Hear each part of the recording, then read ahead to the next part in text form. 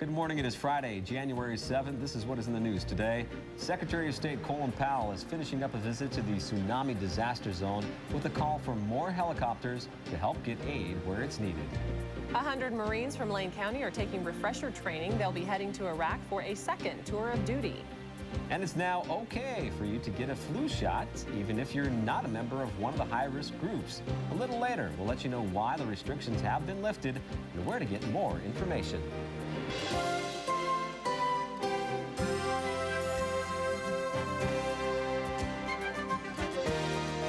You're watching KMTR News Source 16, and this is News Source Today.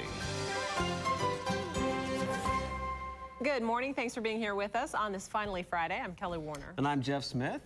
We do appreciate you being here on a Friday morning, spending a little bit of your day with us. It's good to be here. And we're going to talk all about the news in a couple of moments, but we probably ought to start with the weather. It's a little drippy out there. Drippy. I like that because it is drippy out there. The good news is it's warm enough that it's not icy. Not icy, a little breezy up there on the Coburg Hills where our tower cam is taking this shot this morning. Looking down on the city, lots of lights down there, but yeah, you can see the cameras getting a little buffeted out there, I would say. At the airport right now, we're at 39 degrees with 93% humidity and wind south at 7 miles an hour, probably a bit breezier up there on the Coburg Hills. You can see the rain, moisture coming through the area. We've had some batches pretty good around Eugene and Springfield. Corvallis getting their fair share, to be sure, and Roseburg, a little snow-rain mix there in the pink stuff. Today, that rain will continue and turn to showers, but not until later on tonight, and those showers will continue through the weekend. We'll talk about how cold it'll be a little bit later in the show. Secretary of State Colin Powell is ending his tour through tsunami-ravaged South Asia with a visit to Sri Lanka. It is the third stop during his 5-day visit. Today, he was given a first-hand look at the damage there, flying over smashed beaches and hotel ruins. It's estimated that some 30,000 people were killed in the tsunami in Sri Lanka and another 800,000 made homeless. Powell spent yesterday attending a conference on coordinating international relief efforts. He says the U.S. will send more helicopters to help distribute aid. Meantime, 3 people from Eugene made their way home yesterday after escaping last week's tsunami.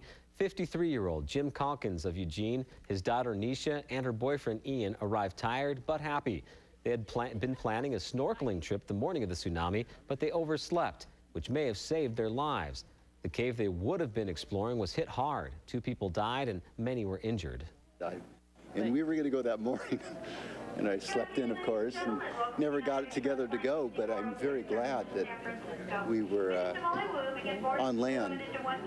This is Jim Calkins' 3rd trip to Thailand. He says he loves the country more than ever and plans to return.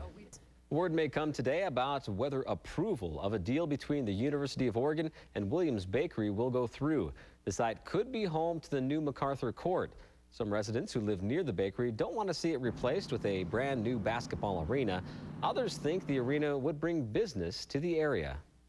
Last couple of years has been really slow. Really? Hopefully this will give chance to bring in more people and more businesses. It seems that it would be very busy, and I just feel invaded by that kind of activity that close. Once again, final approval on this plan is expected later on today. And coming up next on News Source Today, while many are fleeing the area, one Douglas County man and his young son are going to the tsunami disaster zone to help. You'll see how they're pitching in here as well as in India. Stay with us. You're watching News Source Today on this Friday morning. The time now 6:34.